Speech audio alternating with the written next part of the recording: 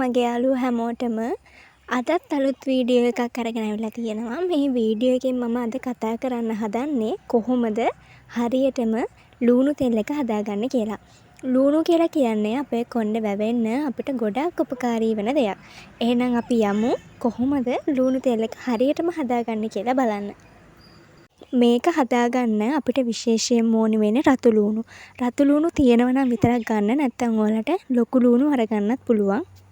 රතු ලූණු ගන්නව නම් රතු ලූණු ගෙඩි 5-6ක් විතර හොඳටම ඇති. ලොකු ලූණු ගන්නව නම් සාමාන්‍ය ප්‍රමාණයේ එක ගෙඩියක් හොඳටම ප්‍රමාණවත්. ඊළඟට ඔයාලා තෙල් එක හදාගන්න ලූණු ටික අරගෙන ඒවා හොඳට පිරිසිදු කරලා පොඩි කෑලි වලට කපා ගන්න ඕනි.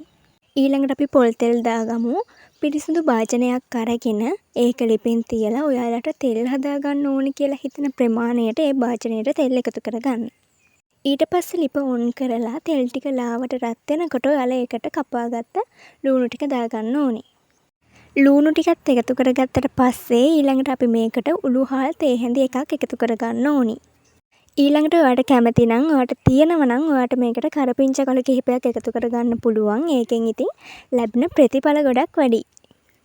ඊට පස්සේ ලූණු ටික රන්වන් පාට වෙනකම් විනාඩි කිහිපයක් අපි මේක ලිපේ තියාගෙන රත් කරගන්න ඕනි. විනාඩි 10ක් විතර ලිපේ රත් වුණාට පස්සේ ඊළඟට ඔයාලා මේක ලිපෙන් ඉවත් කරලා නිවෙන්න තියාගන්න. හොඳටම නිවුණාට පස්සේ තෙල් එක පෙරලා අරගෙන පිරිසිදු බෝතලයකට දාගෙන ඔයාලට භාවිතා කරන්න ගන්න පුළුවන්.